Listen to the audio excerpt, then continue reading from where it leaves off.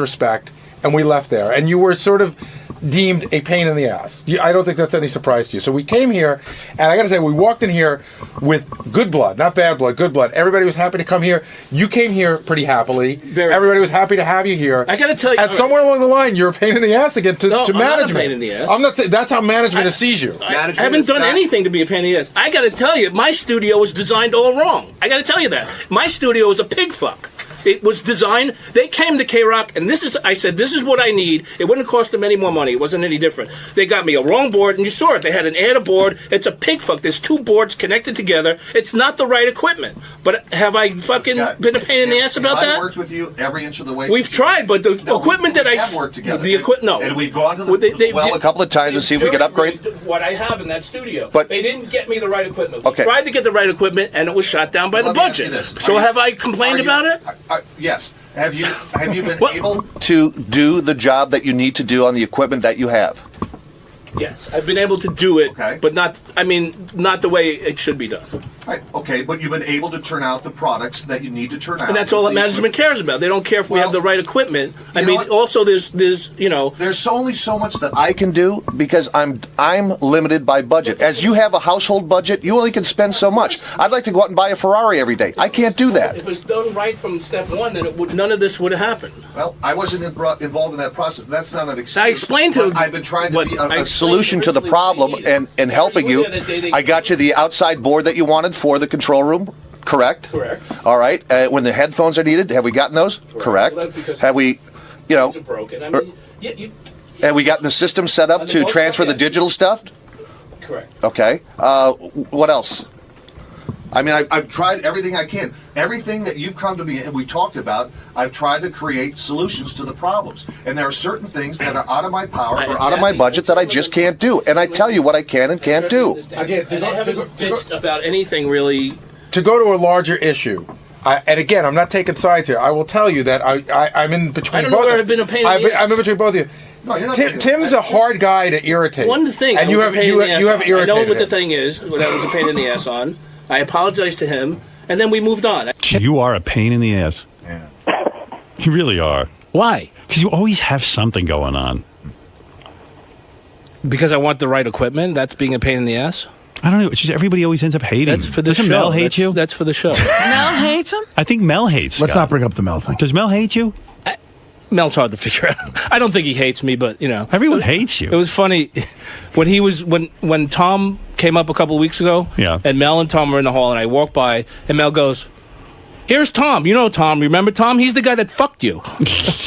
I'm like, okay. Well, listen, there you go. He wasn't That's the only funny. one that fucked me. What's up?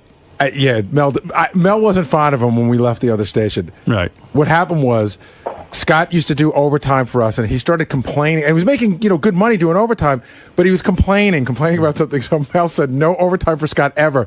And we got to a point where we really needed him, and it was no overtime for Scott specifically ever again. Wow. Well, the problem at that point was there was just so. It's always a problem. But you're the only person that I know that Mel's made an edict just for one person. There was just he loves Didn't me. Scott He loves ask me. for like $1 million when he first came to Sirius? I did. Yeah. He asked for $1 million. It was something crazy. That was no. It was $1 million. He did. He asked for $1 million. Who would fucking believe that I wanted $1 million anyway? Oh no, you asked for $1 million.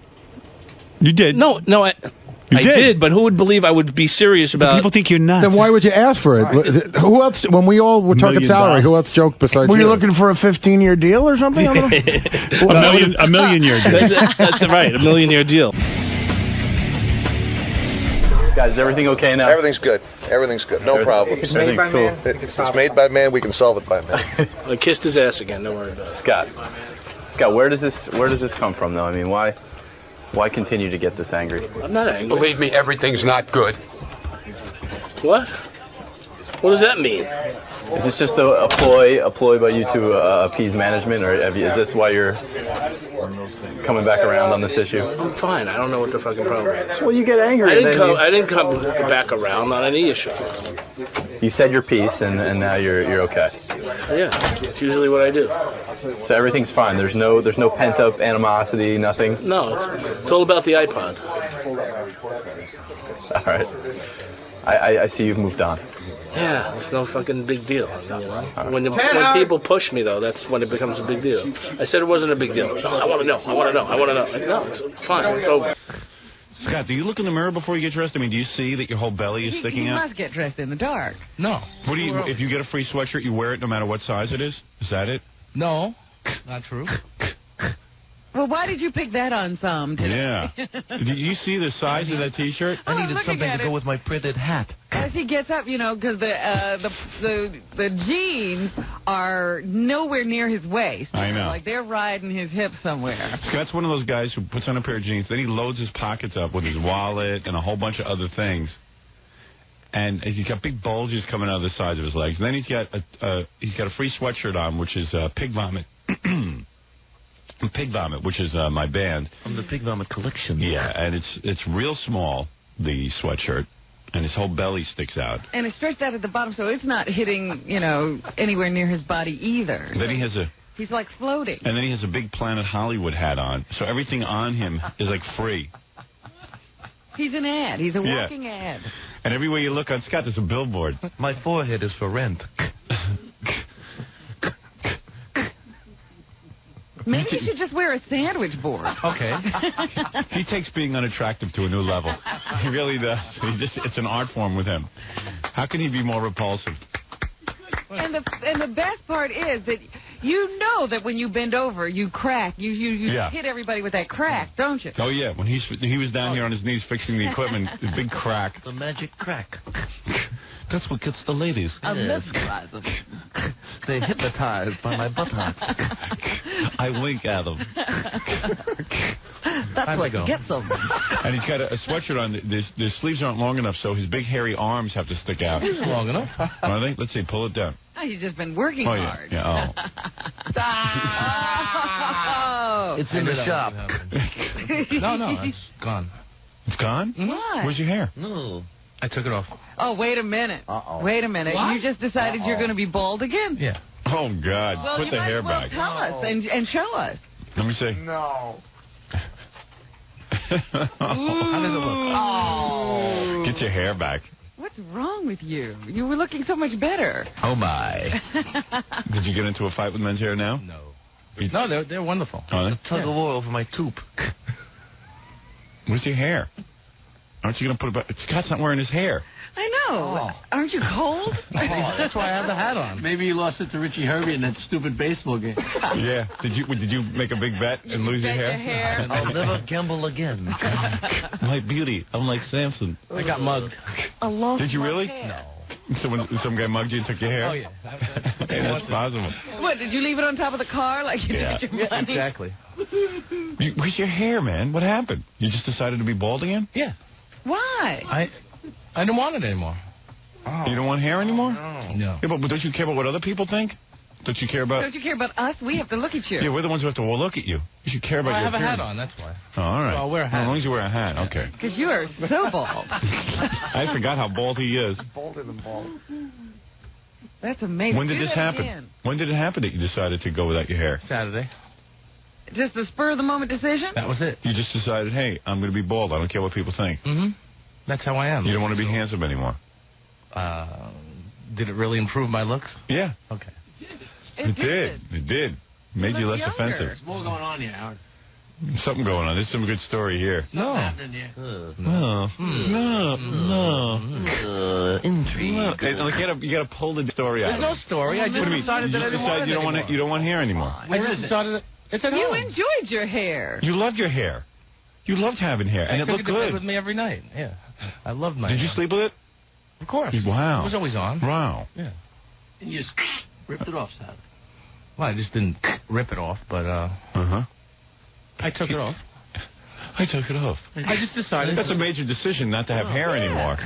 And he's just like, I took my hair off. Yes. How long has he been trying to get hair? I finally get hair, and now I took it off. Should I be 15 years older? Should I look like Methuselah? I figured I'd look as old as my lungs. Yes, he's 79. After I found out my lungs were 79, I thought I'd make my face look that way. Okay.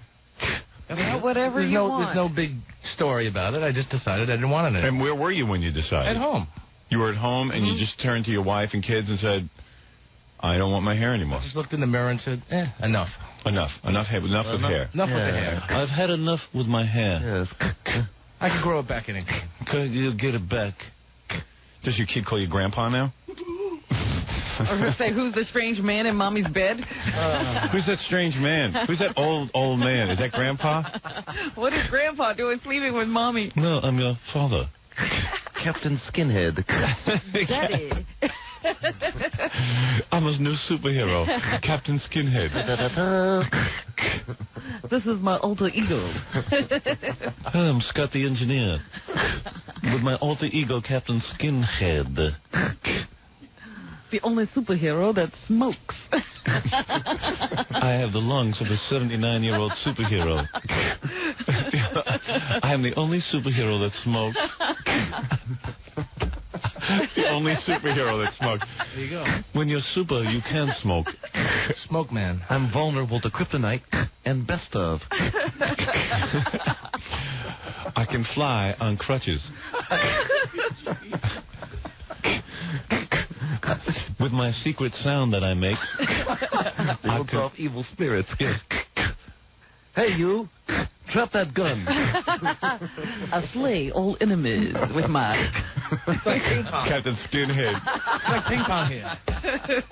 I can't believe you took your hair off. This is major. Let me see it. Take off your hat. Take off your hat. Oh, my. You know what you ought to do? You want my advice, man? Because you've got like a little bit of hair on top. I got a little, yeah. Still a little. Why don't you just shave that off? Yeah, because it looks really odd. It's like little tiny pubic hairs. Yeah, there's little tiny pubic hairs. How does that happen? You know, you lose everything, but you keep like 3 strands up there? I know. It's weird. Like a couple of strands survive. It's cruel. Yeah, and it makes you look even more bald. Because you don't know what to do with it. Right, exactly. Look at that. God, you're bald. Oh, you are so bald. I forgot. You That forget. is real bald. Now you realize how good that hair was. It really was. That's why I'm surprised you took it off. Mm-hmm. Oh, Scott, please. You look 100 years old. I feel 100. Too bad you can't take your whole head off. You know. You know, he's got 2 chins, is what he's got. He got one on the top of his head and one on the bottom. Oh, man. You look the same upside down. Right, that's what I'm saying. And there's all sweat and stuff on top of his head. I guess that's from the Planet Hollywood hat. Yeah. A lot doing up there. I can't. So, where were you when this happened? In what were you smoking? Was it in the morning? I was smoking, of course. Yeah. There's always a cigarette there. Whenever I make a major life decision, I smoke. First I I had a between cigarette. the 60th or the 70th, I decided to take it off. First I had a cigarette, and then I ripped off What time of day did you decide this? Had it been building in you? Yeah, it had. Yeah, I was thinking about it for a couple of weeks. Why? Like a big hair what volcano. was bothering you? It wasn't me. Yeah, right. This is me. Ego. I mean, this is me. I am bald man. I don't care what the world thinks. I am shiny. I've got to be me. I've got to be me. So like you'd been thinking about this for how long? A couple of weeks. Did you discuss it with anybody? Couple of weeks. Here's that noise he makes now. Couple of weeks. That's like pre. It's building up to it like a wind up on a pitch. I've been thinking about it a couple of weeks. Did you discuss it with his wife? Oh, yeah. She knew that you were going to do this? Mm-hmm. Did she vote yay or nay? She voted yay. Yay. Yay. Yay. She'd rather have me after all. Probably said, well, I got his hair out of the house. Maybe I'll get him out of the house. First his hair. Then him. But leave your cigarette. I'll get rid of him a little at a time. I got enough hair on the rest of Now throw your feet out the window. So, you just decided, and your wife doesn't care because she met you bald. She'd rather have me like this. Right. She said, you look much better. Really? Yeah. You Good know, Lord, is her eyesight bad? She's short. I don't think she was wearing her glasses at the time. Now she can run her fingers through my scalp. No kidding. No more hair. And that's it. We'll never see your hair again. You're never going to try to have hair again. It's always so funny when Scott gets in a mood to improve his appearance. Oh, He starts losing weight. Who And said it was improving? Oh, come on. The hair was definitely a big improvement. Oh, that. Oh. I traded my comb in for a washcloth. But you know what's funny to me? That he has the hair, again, he's got the hair curling up in the back. Yeah. He hasn't cut it. Well, I have to get it cut. He's going to keep that long. Yeah. I'm going to grow a ponytail now. He'll be one of those bald guys with a ponytail. Yeah. Friar Scott. Did the lung test have anything to do with this? No. It gave me a sense of my mortality. All right, so what are you going to do? Just walk around with a hat now? Or are you going to eventually... You were embarrassed to take your hat off, I guess. Well, it was a shock, wasn't it? Yeah. Well, it was a... I didn't want to scare... I don't want to scare anybody. It was a shock, wasn't it? But if you were going to do that, you might as well come in and show us right away. What's this hat business? Hey, by the way, tonight at E, on the 11 o'clock show, Scott's lung test, if you want to tune in. I'd like to see that again. Yes, it was very upsetting. And after that, they asked me to be the host of Skinhead Soup.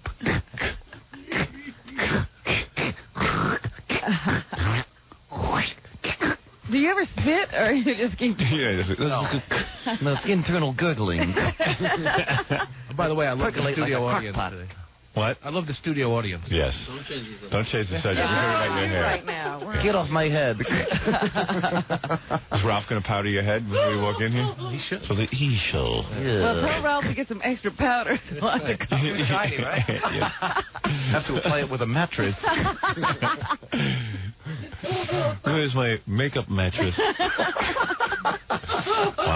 Wow, just like that. No inside scoop. You're not going to tell the audience anything. You're not going to tell people at home why you removed your hair. I just decided to do it. And what happened? Were you sitting there with hair at home? One minute it was I had hair, and the next minute I had And you no went into the bathroom and you just ripped it off your head? Yeah. Did your son scream? No. What'd your son say? What happened to my hair? Oh, yeah? Yeah, that's all What? Here's an impression of me doing an impression of my son. What happened to your hair? Daddy, what happened to your hair? You speak in a monotone. I know. I know. I know. I know. I know. I know. All right, Scott. Well, good luck with your hair. Thank you. All right, very good. Kind. Where is the hair now? Is it at your house? It's at home. Do you have one of those little white head things? Yeah. Do you have a wig stand? No. Is it in a drawer? It's in a drawer, yeah. I'm hiding it. It's in a cage. I may put it on again. I mean, with my parrot. We got to get one of those little mannequin heads and keep it in here. Yeah. Can you bring it in? Can we keep your hair here? Like in the Wig Hall of Fame? Do you mind? Because what I'll do is I'll put it up right by my sign here for the E show. Can you bring it in? Yeah. Okay. All right. Great. We get one of those wig heads. Yeah, and whenever I can't stand looking at you, I'll just throw the hair on you. He looks like he's been scalped. It's true. Scott, would you run into some Indians? I feel like a pilgrim. Yes. Burnt down the house and took his wife. But all he lost was his hair. Those dirty, rotten Redskins. Yeah. They rape our women and take our food. 30 years from now, I'll be reunited with his son, and his son will have to decide whether to stay with the Indians or go back with him. Daddy, I'm staying with the Indians. You're a stranger to me. No, Daddy, I'm staying with your hair. My name is now Dances with Hair Pieces. My Indian name is Smokey. Spitting butt. Go have a cigarette. You're going to need one. I know. Are you gonna go, he goes right out and smokes after we get done with him. This makes him so nervous. He has to have I'm not one nervous. as he gets in there. You get Why upset. would I be nervous? You get upset. Right, sure. All right. Enough? Enough. That's why your head's so dry. You're not nervous. There he goes. He was scalped by the Indians. Right before they scalped me, they gave me a new name. Walking with Cancer. Old lungs. Smoky lungs. Instead of a rain dance, they should do nicotine dances. Be much more fruitful. Well, now you look like you have cancer. It's great. You're completely bald. You get used to it? Yeah. Now he has that cancer look. The carcinoma look. Yeah. You knew me like 7 years like the other way. You knew me like 7 years. And we never got used to it. Yeah, and we never liked it. We were happy you got hair. Wait till Halloween. You're scary enough. You know, I got to be Scott for Halloween now. It's going to be much easier. Just made it much easier. Yeah, right. There you go. Just made it much easier. Well, the Indians scalped me over the weekend. They left me with an Indian name, Hand of Fire, after my cigarettes. I always have fire coming out of my hand. And the Indians had never seen anything like it. They called me a wacky tobacco. They use me for smoke signals. I traded them cigarettes for corn at Thanksgiving. Or as it known in Indian parlance, maize. Maize. In my tribe, I'm the communication center. Even though they ran off with my hair, I respect the Indians. I traded them 3 packs of matches for Queen. What a Monday. Funny, I saw the Indians. Before they scalped me, I showed them matches, and they made me their chief. I amazed them with fire. I am a god. I am a superhero in the Indian land. I breathe in the fire and blow out smoke. My new Indian name, Walks with Tumors.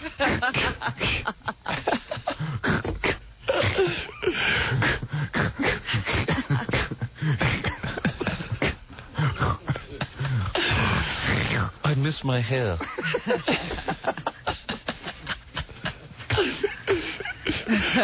You know what? Maybe he should have kept the hair to blow out those smoke signals. You guys are having way too much fun here. That's right. Way too much fun. Now I put my hair over the fire and I can blow out smoke signals. Indian summer coming.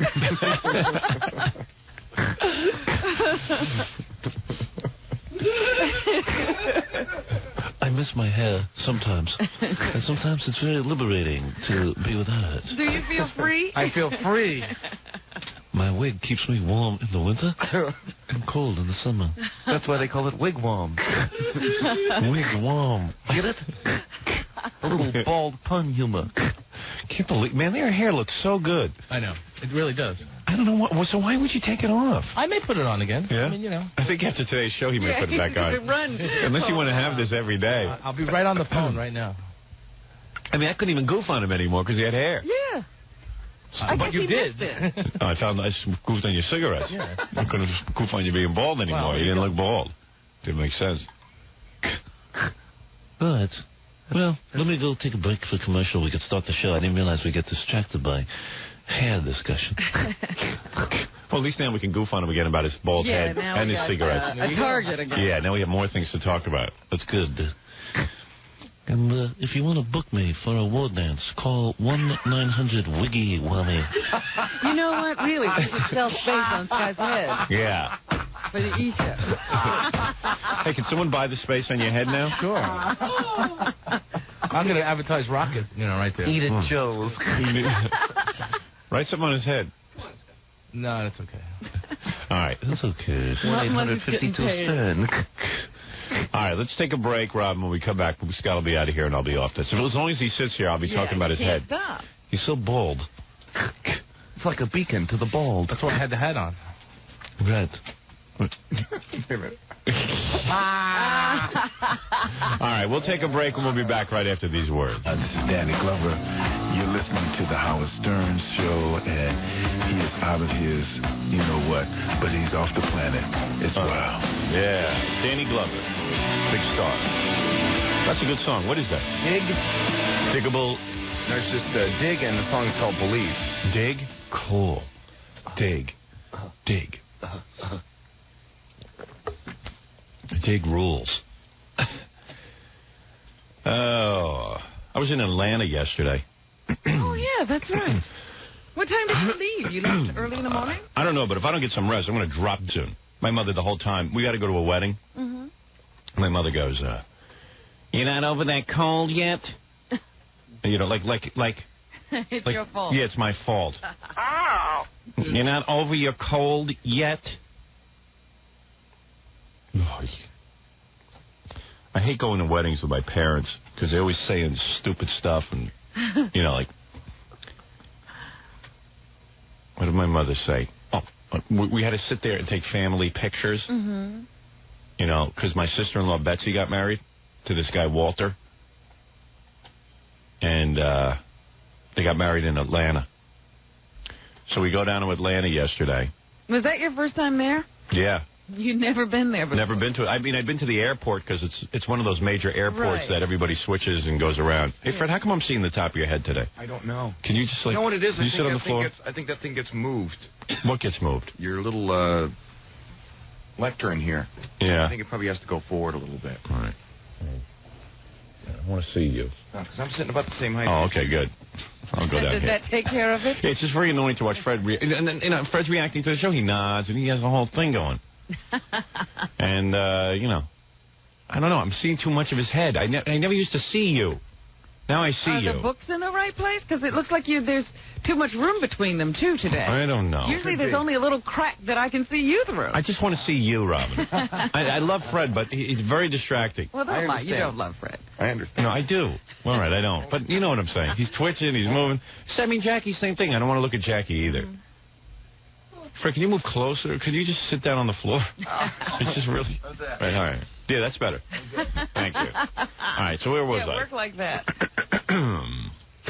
You were saying that you flew down. Yeah. So Well, first my mother starts in with the cold.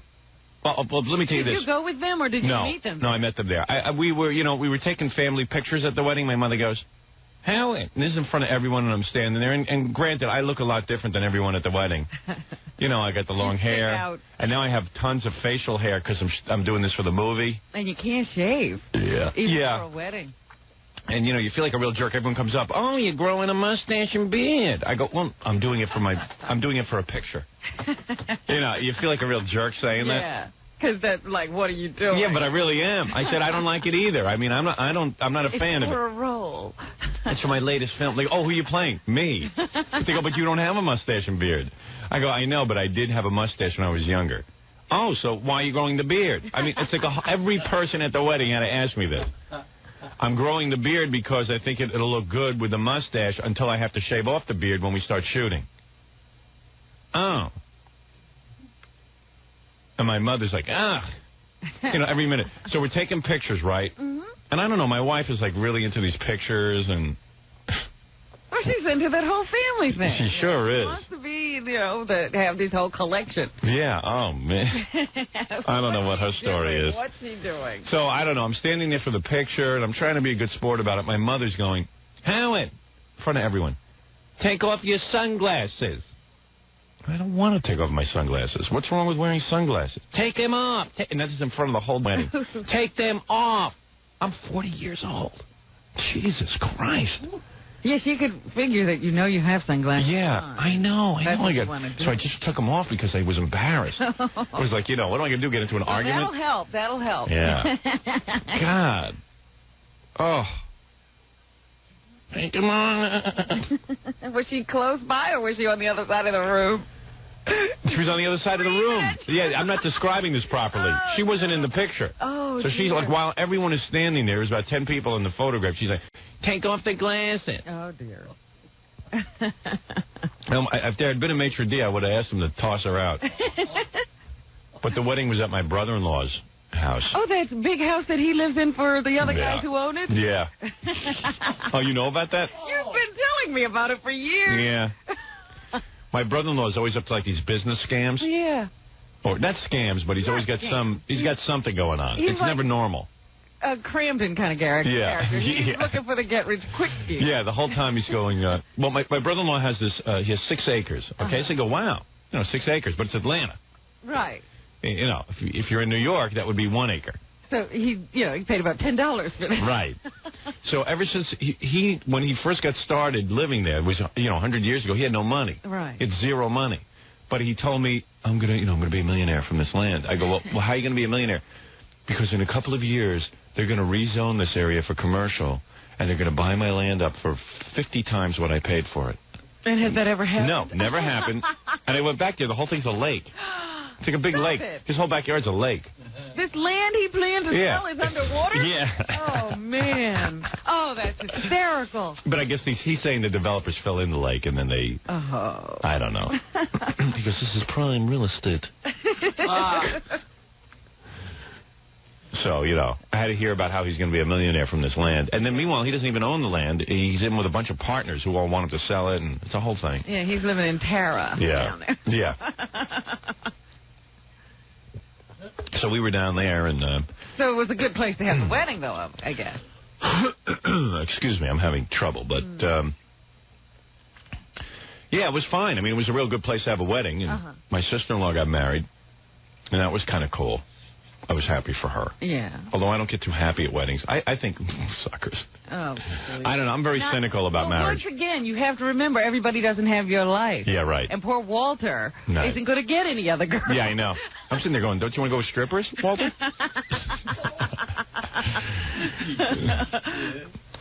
I kept saying to myself the whole time he was getting married, I said, don't get famous.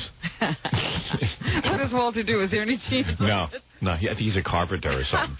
The world-famous Yeah. carpenter, Walter. Don't get famous. Don't start a religion like Jesus did. He was a carpenter, too. Look, he had girls traveling with him. He had groupies. Yeah. One of the worst things that can happen to you is you're a family man and you get famous. It's really bad. Sometimes it's the worst thing that can happen to your family. Most people don't say. Yeah. So, so we went down to the wedding, and that was pretty cool. And, you know, I'm in Atlanta getting... Oh, and your daughters were in the wedding, right? Yeah. Yeah, they did great. They loved it. They thought it was really cool. Did they have beautiful dresses? Yeah, they had dresses. They were dressed like, you know, like kids who deserve the father with short hair. I don't know, a normal father. I got to see these pictures. Yeah, I know. It looks real weird. I just don't look like I fit into the whole wedding scene. But, you know, hey, what the hell? Who cares? Each his own. So in other words, these are going to be pictures that everyone will look at, and immediately they'll say, "Who's that?" Yeah, right, exactly. Like who's the bum? And wedding was very beautiful, you know. And Allison was in it too, right? So she had a beautiful gown on. Yeah, and you know, she wanted her picture too. And you know that special walk you do down the aisle? Yeah. Where you put one foot in front of the other and you stop? Yeah. I guess they'd instructed everyone to do it, but nobody did it. Nobody ever does it. But Allison had to do it. And it looked she took so a weird. long time. My wife looked so weird walking down the aisle. She was like doing that little walk. One step. I go to my mother, what kind of walk is that? She goes, it's a rehearsed walk. What? Will you drag your toe behind you? Yeah. And Allison was the only one doing it. Walk. Yeah, and it looked really weird. Because everybody else just said, hey, screw it. I'm not going to look like a jerk. I'm Yeah, just you gonna take one step and you bring your leg up, your other foot up to that foot. And then you take another step and bring your foot up just to that foot. I mean, they were getting married outside of my brother-in-law's backyard around in front of 50 people. I mean, you know, and Allison's doing a whole formal walk. Took her half an hour. Yeah, it took her half an hour to walk down some wooden planks that they set up in the backyard so people wouldn't get full of mud. Oh, no. Yeah. So I was having a good laugh at that. I like weddings where I don't have to participate, you know what I mean? You can just be a spectator. Yeah, like everyone was getting up to make speeches, and then my mother-in-law comes up to me. Like, my brother-in-law doesn't make a speech, but she comes up to me, do you want to make a speech? I said, no. I don't want to make a speech. I just want to sit here. You know, she had to come up right away. Bruce didn't say anything? No. He didn't say anything, so why should I say anything? I mean, that's her brother. Yeah, her twin. Yeah. He didn't say a word. You know, people got up to make speeches. And then all of a sudden they come over to me, make a speech. Like, you know, why? Because I'm on the radio? I have to make, what do I have to do, a radio show here in front of everyone? Yeah. Get off my back. Obviously, you must be dying to get to the microphone. Yeah, my mother-in-law gets up and makes a speech, and no one can hear it. She's completely mumbling. And she's just like, Betsy was a lovely girl. No one heard a word. And she was like talking. She was standing up at a table talking to herself. Nobody even heard it. It was like the wackiest wedding. Yeah, my mother-in-law just talks. So they didn't have a PA system? No, it was my brother-in-law's backyard. It wasn't like a whole big deal. And but she got up, and you know, people got up, so you try to project a little. Not my mother-in-law. She's just like talking in a regular voice. This is a wonderful girl, and with the Boston accent, and darling, and she was a darling little girl, and everybody loved her when she was in school, and everyone thought that she was fabulous. And I'm like, I tossed a roll at her head, so that. And then my brother-in-law's backyard is full of bees, the yellow jacks. Oh no. So, you know, do you know the story on yellow jacks? No. If you put out food, they actually smell meat and come after it. No, I didn't know that. So my daughter Deborah got stung. Then Allison got stung on her neck. Oh, geez. It was unbelievable. And I ran in the house. I wasn't going to sit in the backyard. And It was a nightmare. And they put the food out in the sun. The guy who was running the party, he was like, you know that guy Frank in Father of the Bride, the movie Frank? Yes. You know, Martin Short played him so brilliantly. Right. Okay, that guy. Yeah, that guy, Frank. They had like a Frank. And this guy Frank forgot to put out the food for the adults. So I'm running around there. I go, there's nothing to eat out here except some macaroni salad. The guy goes, no, the chicken was out already. I go, no, it wasn't. We didn't have any chicken. He goes, no, it was out. You must have missed it. I go, I'm standing first in line. Don't tell me there was chicken. They put the chicken in the wrong place. Oh. Unbelievable. So I start yelling at the party coordinator. And all of a sudden, you know me, I have to organize. I'm a hyper guy. I'm not like Jackie. Hey, who cares? Let's drink. Hey, it's a party.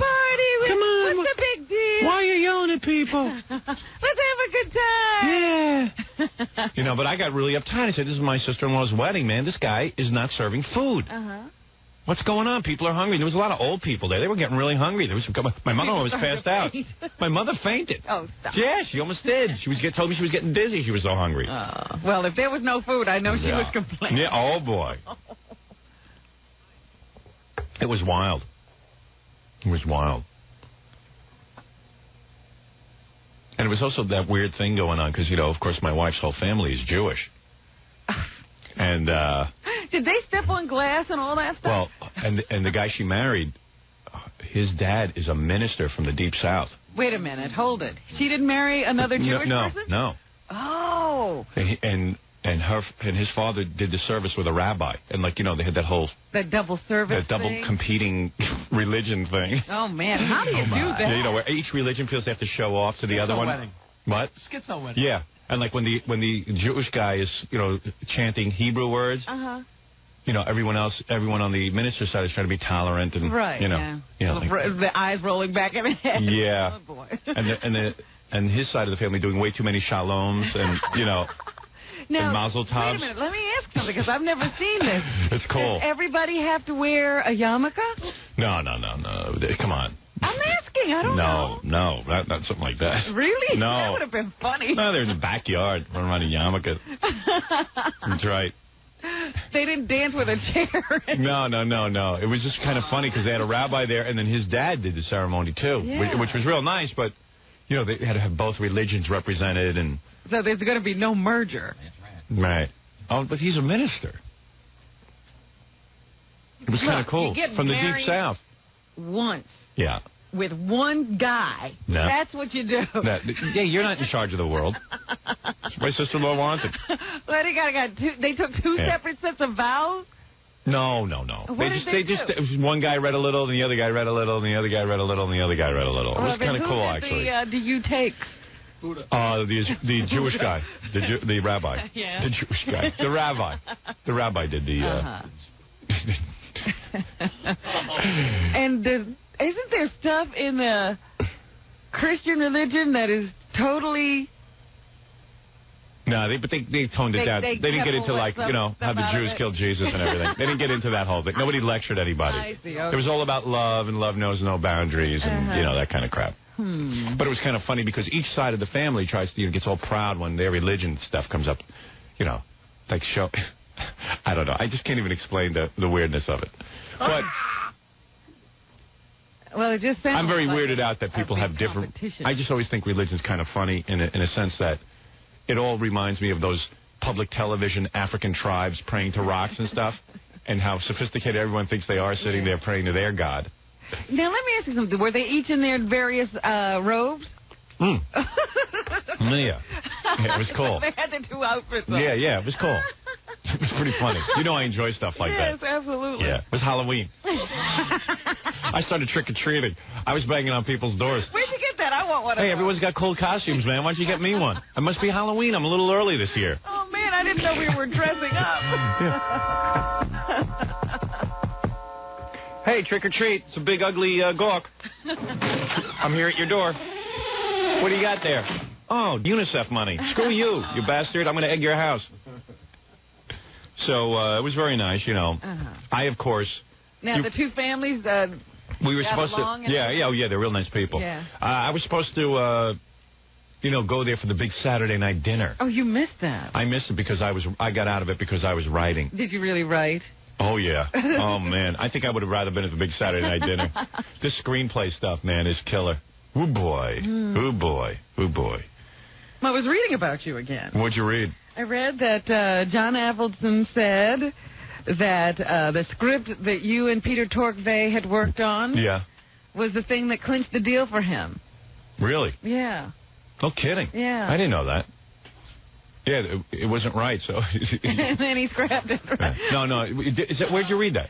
I don't know. You know how I get those clippings? Yeah. So it was in a packet of those, and I didn't check the source.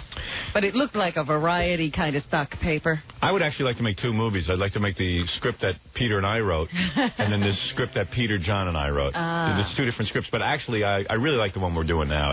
People are going to really like it. I really think it's going to be a good movie. I was telling my father at the wedding, that's why I just pulled him off the corner. I told him every scene and every joke in the movie, and he, boy, this is some movie. Maybe I like it because it's about me, but I think it's some movie. So anyway, so I came in late. I came in Sunday. Yeah, everybody had met everybody. Yeah. You were playing catch-up, I guess. I was playing catch-up. And did your family go down real early because they were in the wedding? Yeah. Well, they were down there because it's, Allison's sister. Yeah, but I mean, they were in the wedding, too, so they went to... Yeah, they went down early, and we're all part of that whole thing. So I showed up, flew into Atlanta, and I started getting pissed off because, I mean, it's nice in one respect that nobody down there knows me, but it really pisses me off that we're not on the radio in Atlanta, and we should be. And it pissed me off a lot. Yeah. But I don't say anything to anybody about it. I keep my mouth shut. So, I got good and pissed yesterday. Because everyone was talking about, we ain't going to come down here. Oh. We hate that grease man. He's there? Yeah, well, he's not doing anything. Well, yeah, but still, he's there. Yeah. So that was the wedding day. I did that yesterday. And I don't know. What time did you come home? I got in about 8:30. Oh. I'm pretty wasted. That's why I'm trying to get some sleep to get rid of this cold, and doesn't seem to be any time. Because, like, today I got to go over and write the movie. Yeah. We're not done with it yet. How far in are you now? Well, we're up to about page 60. But, this is the first draft, and then you got to just... But I don't think we're going to need to do a lot of touch-ups on this one. Yeah. I think it's pretty good. But, I'm in the movie, in terms of my life, I'm only in Washington. That's page 60. You're moving very slowly. I'm moving very slowly. But, if you're going to make a good movie, it's I don't know. Everyone wants to... And then they said to us, you got to have the script by Friday. I was like, we're going to write this thing... Yeah, we're going to write this thing in 2 weeks. I said, do you know that most scripts take years to develop? I mean, I don't want to take years. I want to get into production on this thing. Believe me, I'm more anxious than anybody. But... Jesus Christ. How come I only get 2 weeks to write a script? Have you ever heard of any Hollywood movie written in 2 weeks? No. I know. 2 weeks. This always happens to you. Well, you were still writing pages of the book while they were printing it. I know. It was nuts. This always happens to me. There's always something when it comes to me. I hear about people who wrote 3 years they worked on a book. Me, and stupid-ass me. Right now. Stupid-ass me, I got to meet it. It's unbelievable. Because in this thing I was reading, they said you're going before the cameras. It was set. You're going before the cameers in December. And I laugh every time I read that because I go, there's no script yet. You can't say you're going in front of the cameras. You got to have something to say. You know what I mean? You got to have something to say in front of the cameras. What are you going to do in front of the cameras if there's no script? Yeah, I keep reading this too, and you should see we have a whole production off. They're already scouting locations. They already have locations for shoots. I go, how do you know where to shoot if we don't have a scene? Jesus Christ, give me a second to work this stuff out. I can see it all now. You'll come in with the script and they'll say, but we need something for this location. Yeah, we just built a set. You gotta write something for that. It's unbelievable. I've never seen anything like it. I'll be in front of the cameras. I have no problem with that. I'm just going to have to get up in front of the cameras and say the script ain't ready. So, it's pretty wild.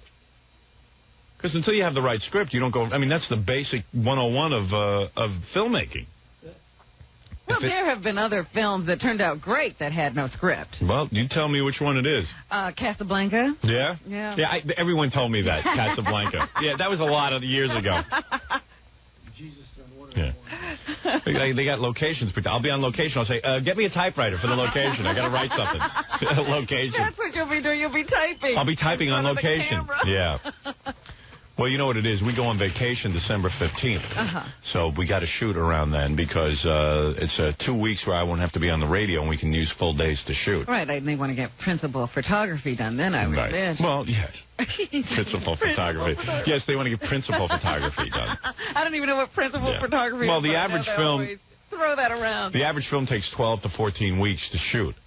Now. No. Yes. Average? Of course. I thought they were longer. I'm doing an average. I'm giving you a ballpark. So you can imagine. I would think the average was longer. Ours is going to take a little longer, but everyone's in such a rush. Jesus Christ. Well, they said you're for, what did it say, a summer release? Yeah. Well, yeah, and, you know, it's like, well, fine, that's cool to have a summer release, but... What happened to the trailer? Is that... I don't know. I haven't heard anything. You know what it was? We wanted a trailer... It's not a trailer, actually, because a trailer would be after you shot the whole movie, like a promotional piece to go in theaters for Thanksgiving, Christmas.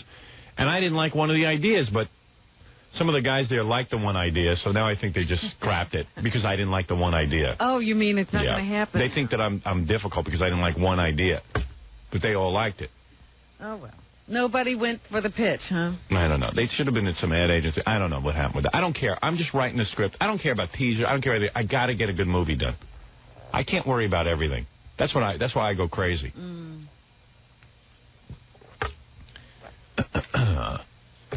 Look, the bottom line is this film's going to make money, and that's all they care about. So, but if you want to make more money, you got to put out a quality film, and you got to have the right script. Sure. And the script, you know what happened when I signed to do the movie. All right, the guys who were producing it, you know, they said, "Give us the book," or actually, they had a copy of it. And we'll just hire a writer, and he'll go write the screenplay, which sounded cool to me. That's the best. If I don't have to be a part of it, I just got to show up and act. I would love to see what they came back with. I can show it to you sometime. I'd like you to see the real movie first, and then... Well, it would just be funny to me just to see what somebody made of the book. Well, it has nothing to do with the book. It was ridiculous. It was a jumping off point, and they really jumped off. Yeah. But I'll show that to you one day. Sure. You'd probably get a good laugh out of it for all the wrong reasons. And but, you know, it wasn't the writer's fault. It wasn't anyone's fault. It's just that if you don't have me involved in telling you what happened, because the movie is different than the book. Think about it. Your book is a series of scenes, yes, but there's no details, there's no dialogue, there's no, you've got to, Well, it's different in that way. Yeah. You're basically telling your story. Yeah. But you need details, and you know what? The movie now has tons of stuff in it that the book doesn't. Yeah. Because it's the only way to tie scenes together. Well, it's the same as when you take even a Broadway play, which has all the dialogue. They still can't transfer it directly to film. You got to make it visual. That's right. Or else it feels like you're watching a play on film. Right. So, there's a lot less talk in the film in certain aspects because it's visual jokes as opposed to, you know what I'm saying? You don't have to explain everything. Right. You don't have to say it. They can see it. Yeah. And that's a tough concept, actually, when you're writing, because you're used to saying stuff. So, what are we talking about? So, anyway. But that's why, when you get a script, oftentimes, you can't tell what it's like. Yeah. Because the words are very few. Right. And all this other stuff is in the director's head or something. You know? Yeah, exactly. Yeah. That's why it's good the three of us are all together in the room writing. Yeah. So, because we all know what's in each other's heads. So, anyway, I hope everyone at home is following this. You think they are? Jackie is having a great laugh. What is he doing? Jackie, I'm just trying to do a show, pal. You try it sometime. I'm sorry. You're going to sit there and hysterically laugh? Let us in on the joke. Something funny. What did you find funny? I'll explain to you later. You know what? You're just sitting there crying because you don't have a movie. Jealous little freak. He couldn't tell you what he's laughing at because he doesn't know. Yeah, what are you laughing at? Robin just said a few things that made absolutely no sense. Why? What made no sense? Jackie, you got on to sort of calm down. Oh, you calm down. I'm trying to do a show. I'm sorry if I was a little out of hand. I apologize. He doesn't even... So what did you say that's so weird? I would like him to tell me. He won't because he doesn't even know. He's over there amusing himself. He's just laughing like a mental patient. Fred, what is he laughing at? You got me. Did you look over inside that head of his? I don't know what it is. And does he stare at you while he laughs? No, he just kind of looks straight ahead. Straight ahead and down. I don't know if I'm supposed to open the mic to have him comment. I don't know what I'm supposed to do when he starts laughing. Try and show more decorum. No, but just tell me what you're laughing at. Maybe it's good. I mean, tell me. I don't even understand it. Share. I can't share. I can't remember.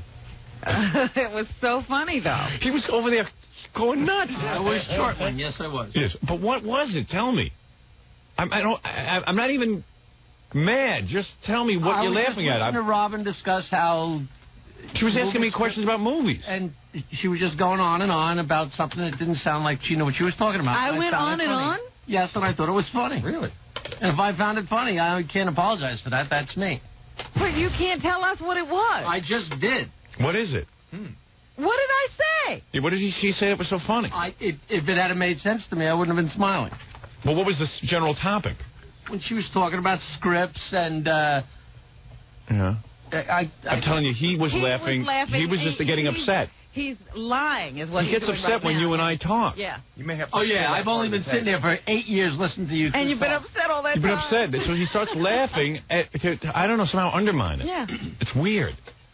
It's not weird. What is he laughing about? He's I was going on and on. I hardly said a word here. I know. I simply said that a script doesn't have a lot of words on it sometimes, especially in a comedy, because it's in the director's head, right? Not on the page.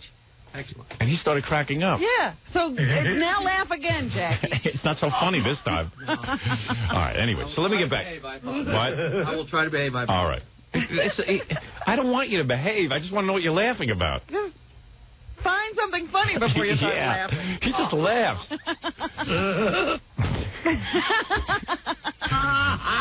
He's back there laughing. I'm trying to discuss filmmaking.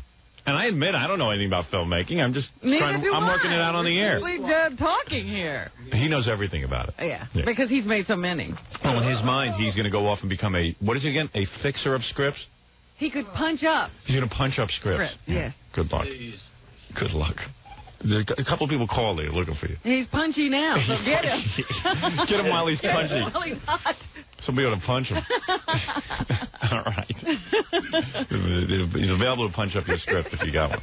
All right, so anyway. I think he wants to punch me. That's right. Yeah. Okay. So what was it? Forget it. All right, what was I talking about? We're boring Jackie with our script talk. So what were we talking about?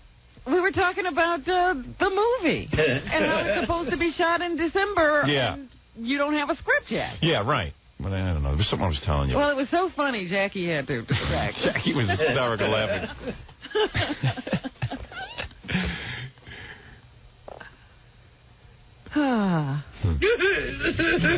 You know what it is? He gets upset when you and I are just talking. He wants to somehow inject himself into it. Well, he knows. I mean, if he's laughing at me, explain to me what I don't know. Yeah. But he doesn't even remember. I'm telling you, this is a case where Jackie was just laughing. Maybe he wasn't even listening to you. Because it wasn't even a funny rap. No. I'm tuned to PLJ here. All right. He's not listening. All right, I got to take a break. When we come back, by the way, you know who stopped? Kathy Lee sweepstakes. What is that all about? Well, someone just gave me this. They faxed it to me, I guess, and I'm going to enter it. It says, listen to this.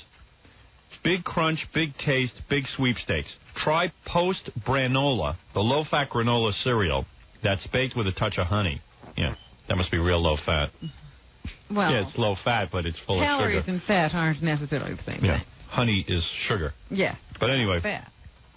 Yeah, I like how they always say everything's low-fat. But they don't tell you about the calories. Right.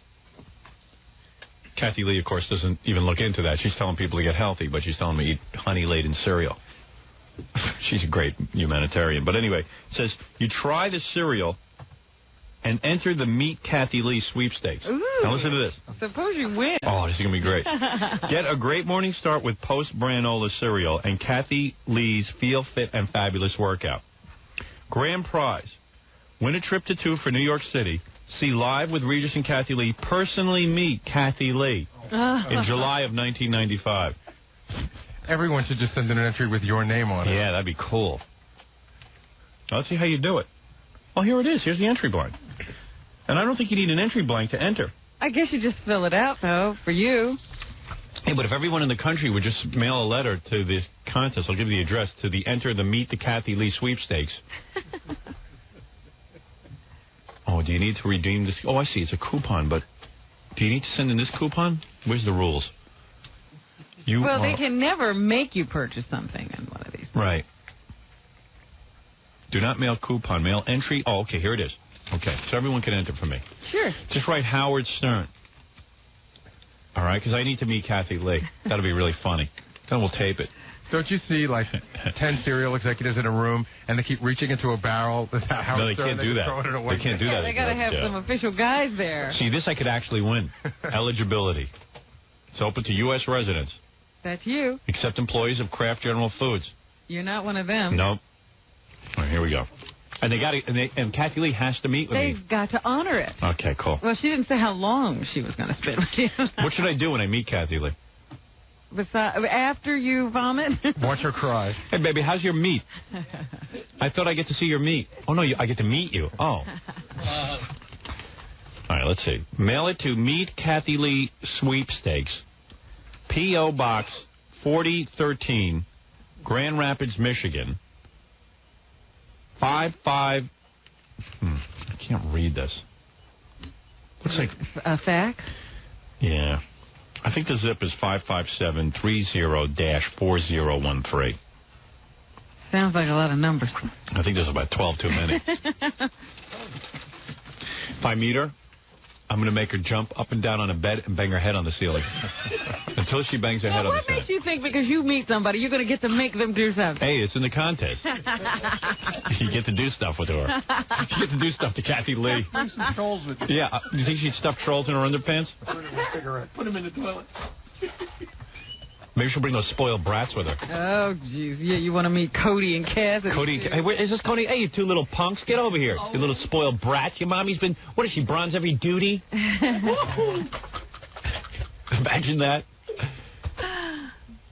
Hey, Kathy Lee, I don't want to say anything, but Gift's not a young man anymore, and I'm in my prime. He couldn't possibly be satisfying. Yeah, come on, honey. Don't you want to go for a little roll in the hay? Watch her weep, She'll weep at the sight of you. Just the idea of having to meet you. Come on, Kathy, let's make a baby together. Satan and you, come on. It'd be fantastic. Come to me. Come to me, Kathy Lee. Come to me. Yeah, Satan. I named my child Damien Gifford. Frank's going to have to give the baby a name? Yeah, because she can't tell Frank that it is my baby. Frank will raise Satan's child. It won't be too painful as the hooves come out of you. Oof. I need a human. And you are it, Kathy Lee. You have the perfect genetics.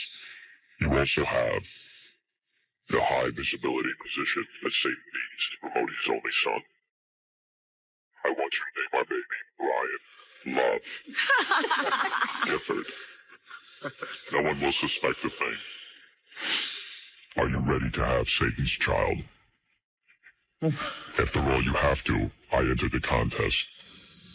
I eat the granola that you recommend that I eat. Come on, honey, you know you want me. You are tired of Giff.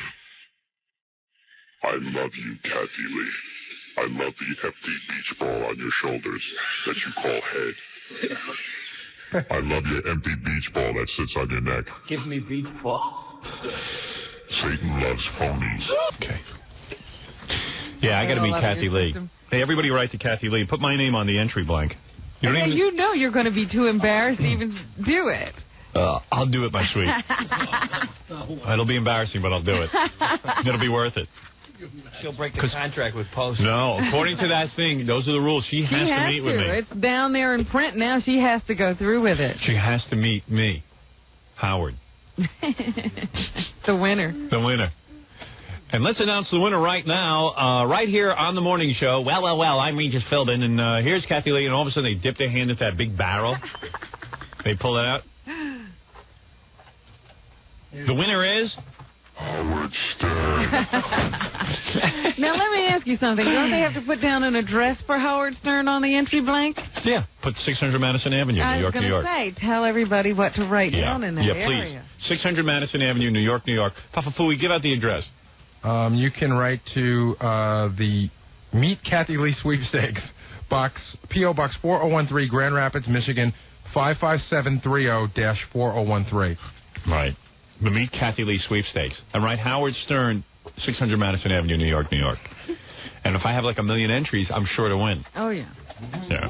They'll think they have a very popular contest. Yeah. Does it need a phone number? Put down my phone number, 516-922-9463. There you go. Wow, if I win, do you know what that'll be? It'll be a whole fiasco. Oh, yeah. I think that you could see Kathy have a breakdown. On TV. Can she refuse to meet with you for any reason? She'll have to take a lawsuit. Only something like illness. Yeah, but then she's got to reschedule. That's right. She'd have to kill herself if she didn't want to meet with me. Short of killing herself or leaving the country like Roman Polanski, she would have to meet with me. Branola. And you get to probably sit in the front row of the morning show. Let me see what that says. And watch her. Yeah, I get to watch her for an hour. Meet Kathy Lee. And it really doesn't say that. And here she is on a fabulous new fitness workout with all the right. She's her fabulous workout clothes on and special socks, little turn-on socks. Her mouth open in that phony disbelief. Yeah, that mouth open, showing her teeth. Like she just was snapped in surprise during her workout, and she's holding a little barbell. A picture of me. Oh, a picture of me. Oh, you're here to take pictures of me? Somebody's taking a picture of me? Ooh. That was a 10,000. There's a new girl in town. Kathy Lee, famous for doing nothing. All right, great. We're going to take a break, Robin. We should do some news. Okay. I'll do the Jackie puppet tomorrow for the E! Show. I don't want to get started today. We just went on too long. Too long. All right. What is it? I'll talk to you during the... This is the best of the wrap-up show. A recap and behind-the-scenes look with John High and Gary Dell'Abate. The best of the wrap-up show begins now. Hey now, Gary Dell'Abate here, Baba Booey. On Monday's wrap-up show, John the Stutterer stopped by and was ranting and raving that Ralph makes more money than him and that no one listens to Ralph's show. Of course, he has no facts to support this, but he rambled on anyway, and it was funny as hell to listen to. Here's how it went.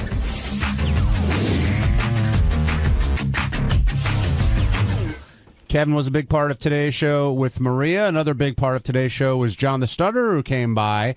And hi. John, hey John, how you doing? Hi John, how you doing? I'm doing okay, thanks. You were in the hot seat a little bit there because your anger, I guess, towards Ralph and Tim has sort of taken away your show. And I know you had health concerns and things got crazy with your show, but I'm guessing you missed the airtime. But the first thing that popped in my head, you sound very, very sure about like how Ralph gets paid and all that other stuff. Where did you come up with that? And do you feel like you sort of got that off your chest today and did some good there? Well, I'm glad that I got it off my chest, obviously, John. Yeah, I have been a fan of the show now for many years. And Ralph, as we all know, is Howard's longtime boyfriend and number one buddy. And I just think that my perception that he gets special preferential treatment is held by many, many fans, and I think that I am the correct. I just know. For example, his stupid show, The Geek Time. Hardly anyone listens to it, but yet it is still on the air. But John, you state that like it's a fact. No, but John, I know I'm that. A fan. I listen it to that. It has hardly any. And think of the guests he has, the huge guests that he has on that show. People. I mean, by the way, Ralph is Ralph. We all know what Ralph is, but you can't knock that show. You can say Ralph sucks because it's your opinion, but to say that nobody's listening to the show, like Tim has a way of knowing Howard was right. No, Gary. And believe me, if no one was listening, it would be gone. No, wrong. But why do you think you're right, Gary?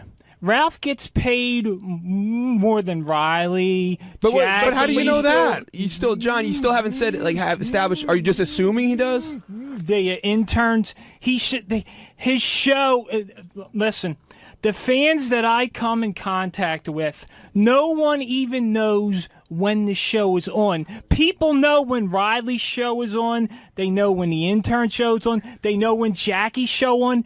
When Jackie's show is on, no one knows when Geek Time is on. Okay, two things. He does not deserve to get paid more than Jackie. First of all, Riley, the interns, the mutt on the Superfan Roundtable. But you quit over He does get paid but more. John. And you all are afraid John, of Ralph. John. You all hold Ralph in this. You all hold Ralph in great hold on a second, reverence. I'm going to get that. And you all hold his opinion dear. May I say something? No one cares about his opinion. He's an ugly 47. He's a 47-year-old, no talent, burry face, big nose, lisping, snaggle-toothed, no talent, low life scumbag. Okay. He's all right, John, ugly, give me a chance to old, talk. 47. John, I got it. 47-year-old prick. And call in, Ralph, because no one cares what you say. And 99% of the fans agree. And Geek Time sucks. Well, no one listens to Geek Time. All right, hold on. Let me just say one thing. And I say, hold on. Wait. Stop. Who do boycott Geek Time. John, let Gary talk. You'll get your chance. Go ahead. You've heard the fights that Ralph and I have had. Right. They're legendary. Right. So clearly, I am not afraid of Ralph. Other people have fought with him. I don't think anybody's afraid of Ralph. And I don't know that he's held in high esteem. He is. We do find him interesting. I like when he calls a wrap-up show, but that's an opinion, not a fact. And your poll of who knows when the fans, hold on, and you ask them about but it's a very unscientific poll. No, it's not. The people in your little world, like in other words, have you traveled to California? You don't know that everyone. You just know the people that you hang out with don't like Ralph's show. So it's unfair to say you know it for a fact. And I'm telling you, Tim is coming down right now to tell you that Ralph does not get preferential treatment or any more money than anyone else. Now, John, I think he does. John, you got to let. I know Tim, what you think, but you gotta don't know let Tim talk, and then you can say what you want. Because you said some not so nice things about Tim either today. I'm shocked. I thought John and I were very close. It really blew me away. I guess we're not vacationing together now. What did you call him today, John? No. Well, I called him fat, and I referred to him the way that the great Riley Martin does, as a cheap motherfucker. Left out the Jew part. I mean, well, no, I love the Jews, but I do too. Yeah, but no, I just feel that if I were to do Straight Talk again, that I should be paid equal to what that no talent, ugly old 47-year-old, big nose, berry face. I'm going to interrupt you. I talk over you. Ralph, How do you know that you're not? How do you know that you're not paid? Because there's no way that Ralph is only getting paid $150 a show. He's getting paid more than Riley. He's getting paid more than Mutt. He's getting paid more than Jackie. Tim, do you want to address this? I don't comment on anybody's salaries or what they but make. I know he's getting. But you don't know. You're guessing. You feel it, but you don't know it. We treat everybody here as fairly as humanly possible, and there's not a lot of money for here. Me. No. There's not a lot of money. You have a great opportunity. I know that this man here agrees with me. John, I know he does, but everyone's afraid of Ralph. Nobody's afraid of Ralph. That ugly 47-year-old prick. You're saying Doug Goodstein is afraid? He goes to clubs. He's a 47-year-old club kid. But if he goes He's to clubs, a prick. He goes to clubs and he picks up chicks. Does that make you jealous? Is that part of it, or do you not care? Why are you? See, everyone here is afraid.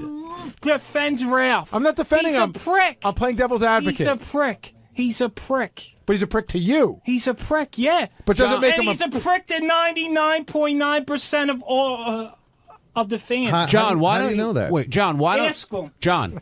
Ask him right now. I'm asking you a question. Why don't you think Ralph is calling in to engage? I mean, do you think he doesn't really care about what you think, or do you think he may be afraid of you in some way? Well, no, he's not afraid. He doesn't care, but I know why. But I'm just saying, he's a 47-year-old, no talent asshole who doesn't, and no one listens to Geek Time. No one listens. No one listens to those directors and stars and producers he has on that show. All those guys have huge followings of themselves. Of course they do. The reason Ralph's not here. No one listens to it. Because he went to the club last night and he hasn't woken up yet. No one listens to it.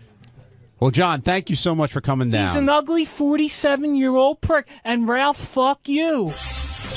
Hi, everybody. It's Sal Governale. On Tuesday's wrap-up show, we discussed my yeast infection and if my penis smells. Richard Christie took a whiff, so he'll have his input there as well. We also talked about my foreskin and how I have Foreskin Friday and do great things with my foreskin, like make cannolis out of it and Freddy Krueger and John Travolta. So lots of good things to talk about. Plus, I give you some good homeopathic advice on how to maintain your penis, keep it clean and fresh and serene. No Vaseline, if you know what I mean. Fuck her in the spleen. Give her a good ream. You make a good tea. Enjoy.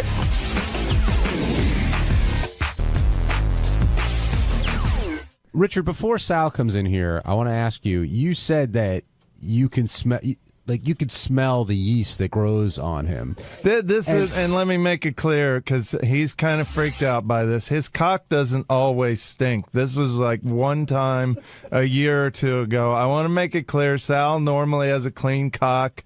On this one day, I happened to get a whiff. It was like his cock drank coffee, forgot to brush its teeth. Exactly, yes. See, Gary, it sounds like Richard's backpedaling a little bit here from what he said on the air. You could tell Sal was genuine. He's like, no, but like you could tell Sal was sort of offended by that. And at first, Richard was like, no, it does. It really does. And then by the end, you were disclaiming like you just did. So, and I literally just told Sal, we were both in the restroom, and I said, everybody's cock stinks once in a while. You know, it's not at the end of the world. It's embarrassing to hear on the air for the first time that once in a while my cock stinks in the bathroom. I'm very, very clean. As you know, today he sniffed my penis on the air and it was fine. But it happens. It does happen. It's inevitable, especially after a bike ride or a jog or something, or if you don't shower. Why would you ride a bike and then go pee with Richard? You wouldn't, but I'm saying just cock smell in general is inevitable in certain cases. But I think he would have told me, like, dude, you cock stink. I did. That's not an easy thing to tell somebody. I did. He's saying he did. I did. Now, today. No, I said when it happened. We were in the you said bathroom my together. pee has stunk. Sometimes when I have asparagus, you said my pee stinks. No, I've talked about and sometimes your pee stinks too, and your pee is hot, like a little steam comes off. So you're lashing out now. No, I'm not lashing. I'm just surprised that my cock. How dare you say my pee is hot? Why does what his pee smells like have to do with why your penis smells? Well, he said I've said it to him as well. I said no, not your. When I've said there was a smell in the bathroom, I never implied his penis. We've talked about your cock cheese before and about how it smells. Yes, personally, but I've smelled it. I mentioned it to you. And I'm not offended, but I'm like kind of hurt that because I'm so clean, I don't want to be in a position where my cock's going to stink spontaneously at any moment because I stay on top of it. Apparently you don't if you've got yeast growing out of it. Well, I've had yeast in the past, and yeast is inevitable when you're uncircumcised. Even the cleanest women in the world suffer from yeast infections. Well, Fred was saying he doesn't get yeast. He doesn't have that problem. Everybody's different. You put 10 women in a room, 3 might have a yeast infection, 7 might not. I think clean women might get a yeast infection because maybe they weren't keeping up. It's a possibility. When I spoke to my doctor, yeah, you're right, Gary. When I spoke to my doctor, he says because you're uncircumcised, the moisture is inevitable. No matter how much you pat it, clean it, dry it, it's there. So you are more prone to yeast infections, which in the male case, they call it balanitis. And that's what I've had from time to time. Now, don't you try to cure the moisture by putting toilet paper in your pouch? I was putting toilet paper in there. You're wrapping it up, right? Yeah, it looked like a little white flag. Yeah, like we'd go to pee. Like a surrender flag. So the doctor told you that everyone who's uncircumcised has this issue? Not everyone. It's more common with... Yeah, the people that don't wash have it. I wash, Gary. I wash like Richard sniffed my pecker today. But it's funny. We'll go to pee sometimes, and he'll pull his cock out, and then paper just starts flying out everywhere like it's Rip Taylor or something. I got to tell you, I've seen your penis way more times than I would want to say that I have.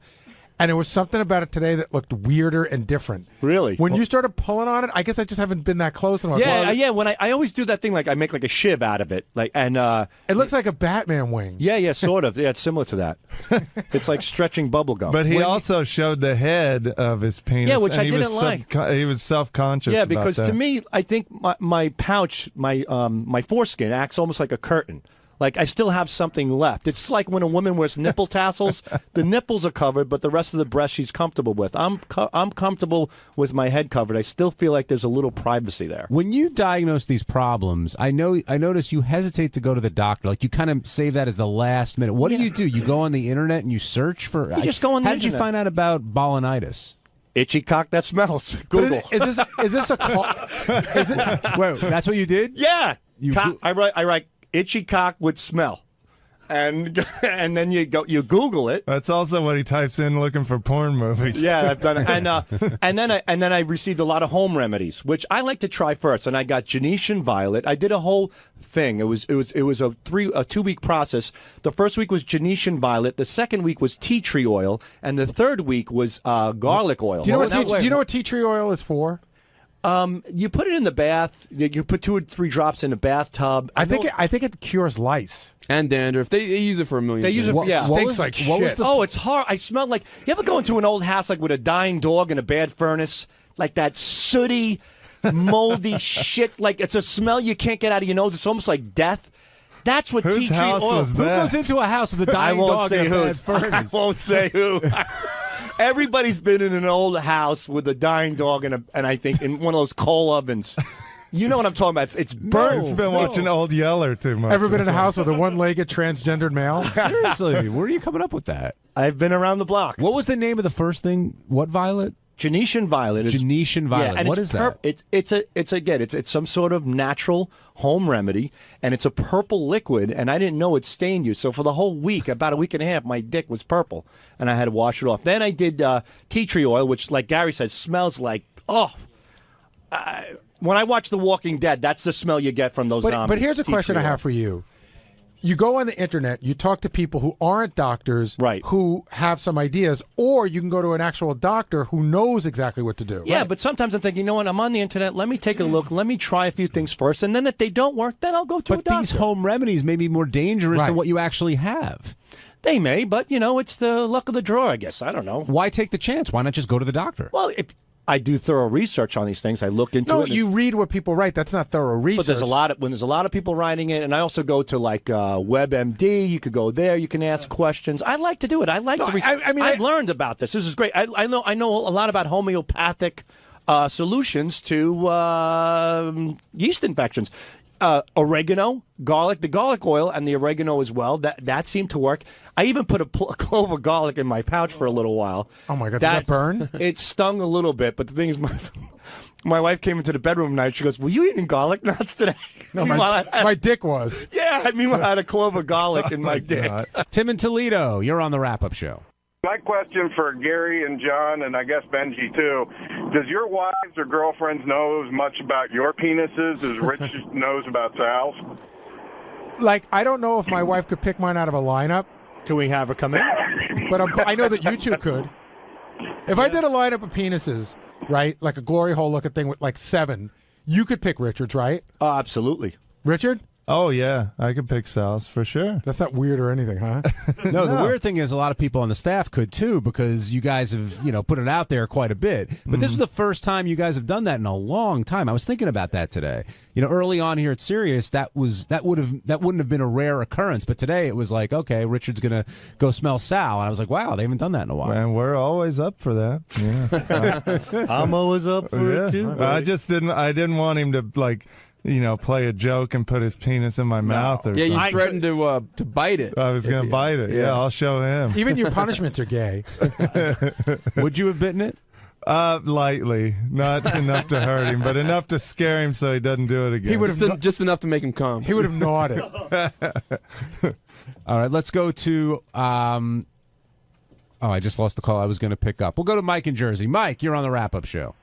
Hey, guys, good morning. I just wanted to mention maybe Sal could deal with his odor problem by not letting other guys smell his cock. That is such a weird thing to have a guy get on his knees and get a good whiff of his genitalia. There is truth to what this guy is saying. I really, I was thinking about it, and ever since I started working here, I've stuffed batteries in my dick.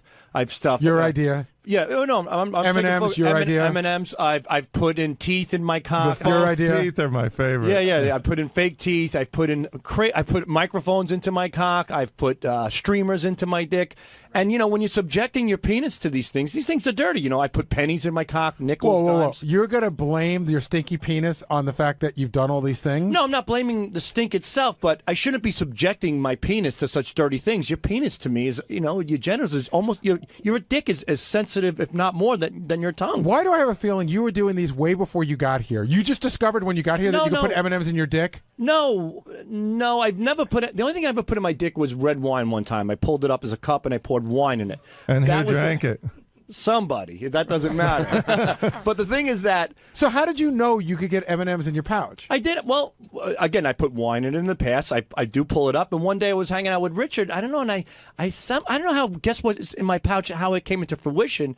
But I stuffed something in there and we started laughing about it. I think and that's how it happened. And ever since then, I've been putting things in my cock ever since.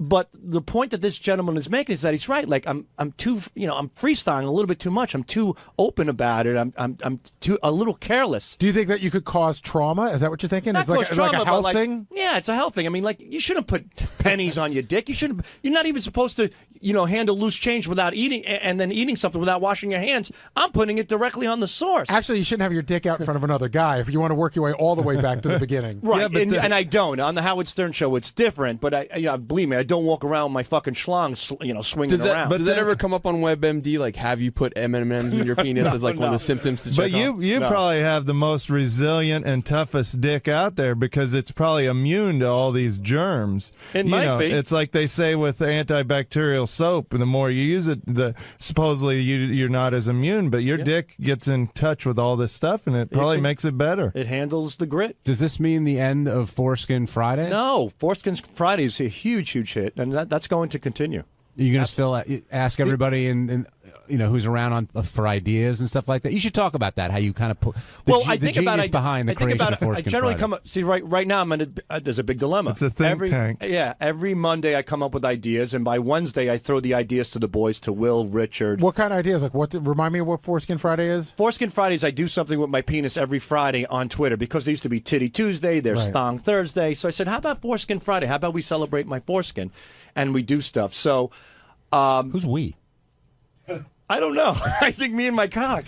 I look at it as a friend. So I came up with Foreskin Friday, and I like for Cinco de Mayo, I did Pouchy Gonzalez, which was my foreskin through Speedy Gonzalez's face, And then I did when John Travolta with all the massage stuff going on, I did Saturday Night Foreskin to Saturday Night Fever. So stuff like that. And then I did holidays, like a lot of holidays. And then I was going to do one Piranha, like my dick looked like Piranha from the movie. And Rich goes, oh, it looks like a grotesque monster. He goes, go for more of a monster theme. And we were talking. He goes, how about Foreskin on... Foreskin Krueger? Yeah, Foreskin Krueger. Freddy Krueger. Right. And I said, how about Nightmare on Foreskin Street? And so what's the dilemma? The dilemma is as these great ideas come into fruition, great ideas also dissipate.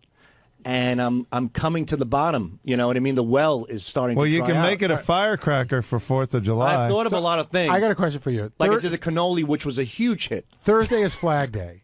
Do you think it's wrong and bad taste, say, if you had an American flag and your penis was one of the stars?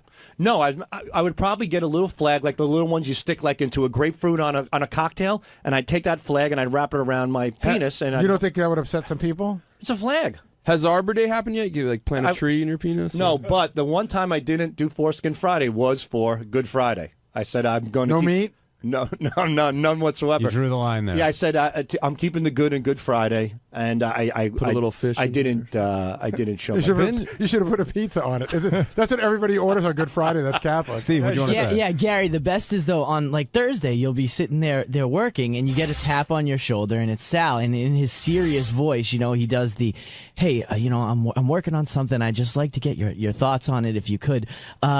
This one is, what was the Kiss one? Oh, that was Gene Foreskimmons. Hey, what do you think of Gene Foreskimmons? And then his cock on his phone is in your face. And instead of Gene's tongue hanging out, it was my dick hanging out. So it was Gene Foreskin. Where's sounding That was a board big for hit. That was over, I think, close to 100 retweets. I average anywhere from 45 to 150 retweets on Foreskin Fridays. Do you think it's people joking around, or you think there's a lot of gay dudes retweeting it to other gay dudes? A lot of guys are joking around. A lot of people are repulsed but love it. A lot of people show it to family members and get them sick. And a lot of people are offended. And there are gay people, too. Do you think there's anything gay about Foreskin Friday? No, not at all. If you knew a gay guy was jerking off to your picture, would that bother you? No. But I don't want to see it. There are guys who now follow I hash marked Foreskin Friday, and I saw other foreskins. Oof, I will never do that again. So I do apologize to anybody else, but at least I'm trying to make it common. What was wrong with the other foreskins? Why is yours interesting and the other ones are gross? It's like smelling your own shit. Yours smells fine, but, Richard's might smell awful. It's just one of those things. On Wednesday's wrap-up show, we talked about the blossoming film career of Ronnie Mund and how other people have taken on film roles while still being on the show. Does it bother Howard? Is Howard supportive? Is he jealous? Which I don't think he is. And it turned into a conversation where Ronnie explained his motivation for his new role and how it's just another step in the ascent of the stardom of Ronnie Mund.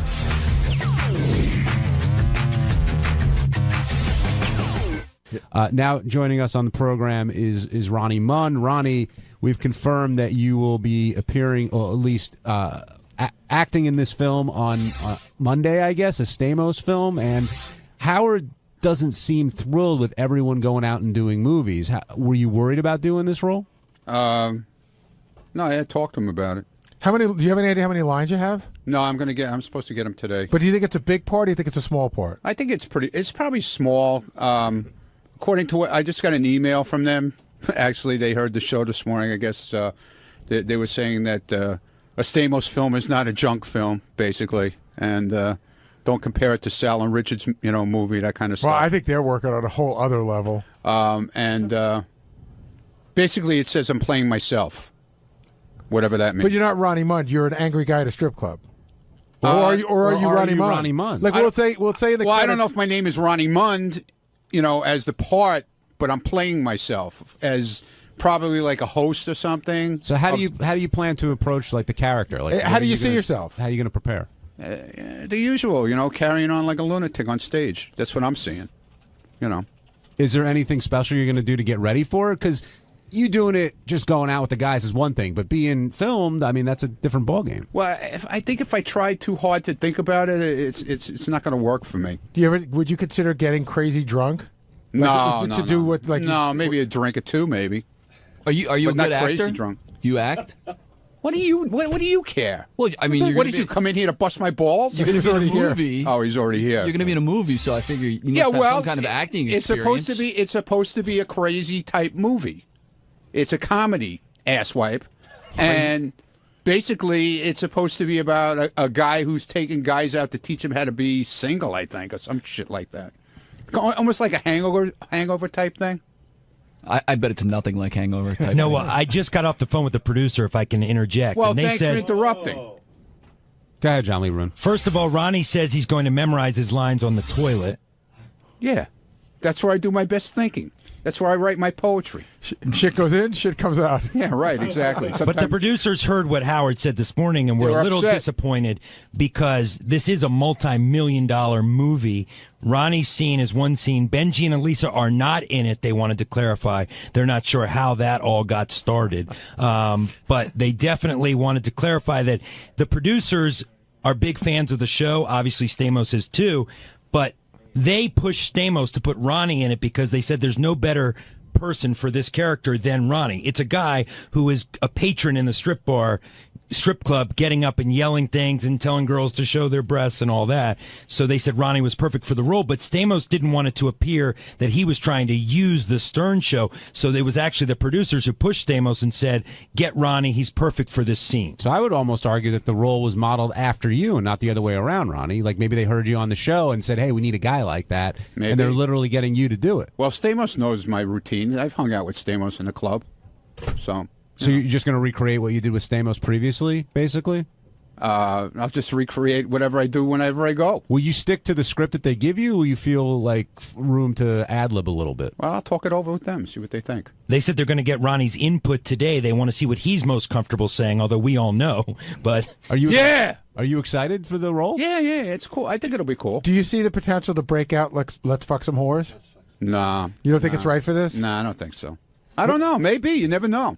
What if they water it down for PG and it's Let's Bang Some Whores? No, I don't think this movie is a PG movie. I really don't. Have you been thinking about other like catchphrases you may want to throw in there, or you just again gonna go with whatever they give you? Well, whoa, stop the clock might come in there. You never know. Who knows? Good one. You know? You never know. And Gary, you said there's sort of a bigger picture thing going on with, I guess, everyone working on outside projects, and maybe this falls into that.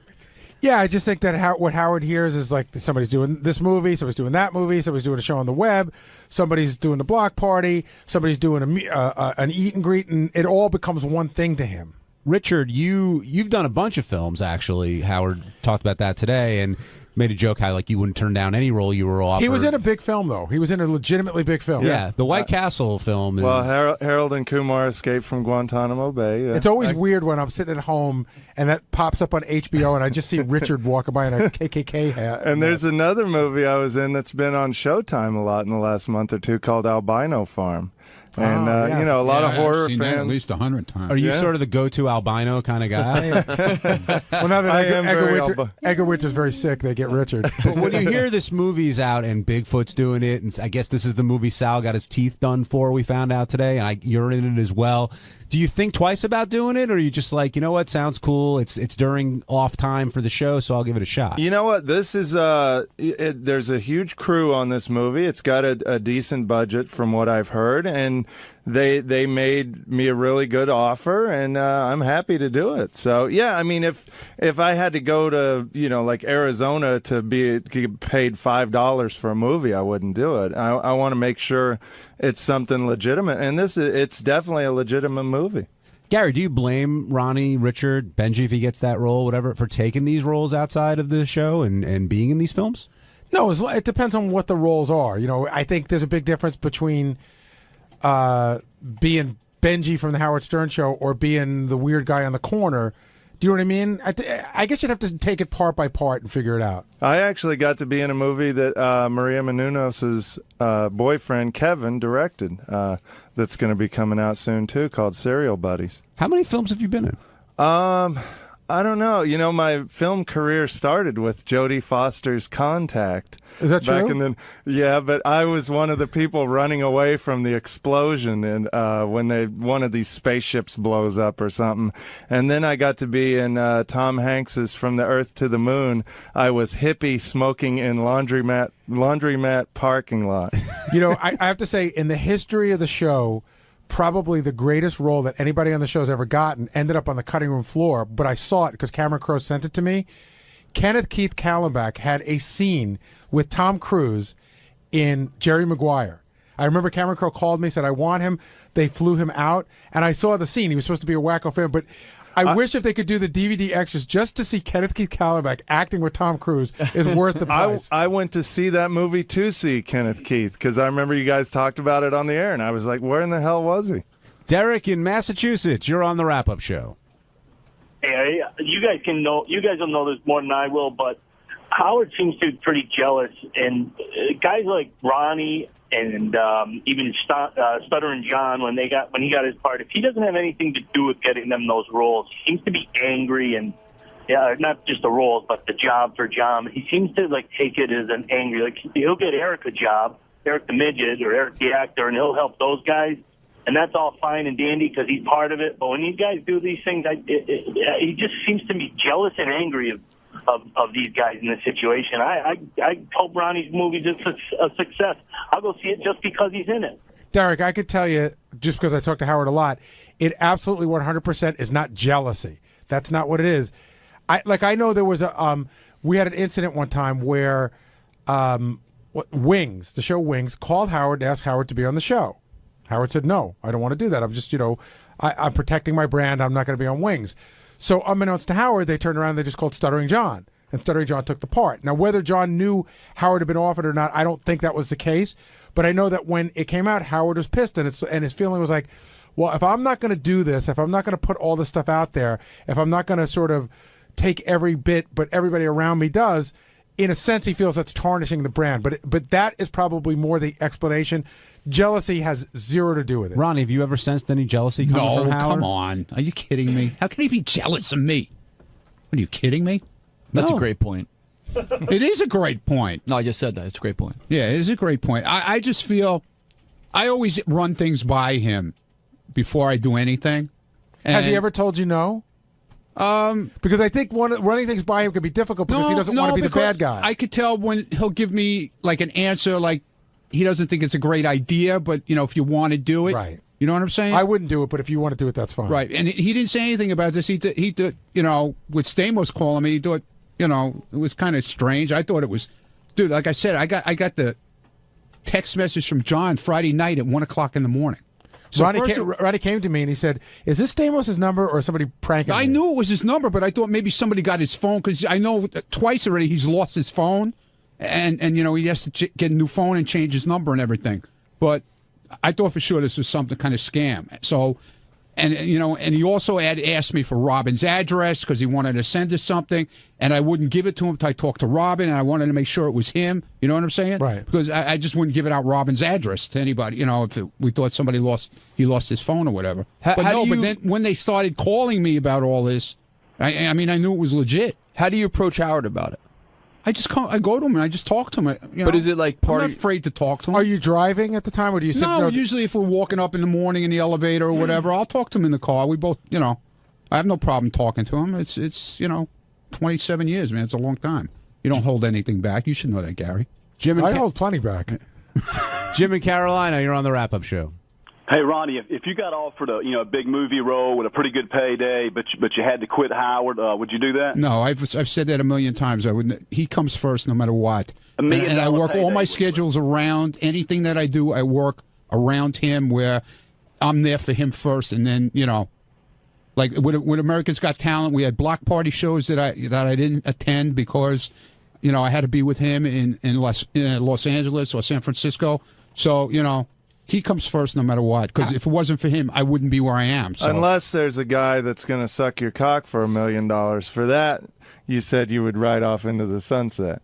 Yeah, well, I'd have to, man. How could I ever face the fucking people around here ever again? How do you juggle your schedule, Ronnie, now with the film roles, with Howard, AGT, the block parties? You're a busy guy. Yeah, well, it seems to work out where it's it's on off days from the show, which is okay.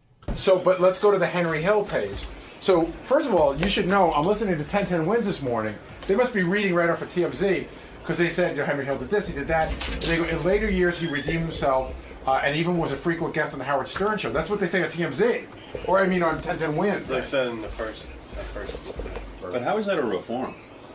Well, I think he reformed and he appeared on the show. I think they're mutually exclusive. Right. Let me just mention, of course, that frequent guest of the Howard Stern Show, Henry Hill, has died. I didn't see that yet. Henry was 69 years old. And as you know, Henry Hill was a mobster. He was the guy they based the movie Goodfellas on. Yeah, in fact, I just watched Goodfellas again after having not seen it for a long time. Right. Such a good movie. I loved having Henry on the show, and I loved hearing his mob stories, but Henry was a despicable guy. I mean, he has killed people. He took a shortcut in life. He didn't want the straight and narrow. No. Didn't like it at all. Yeah. And it's so weird. We got so many different Henrys, like...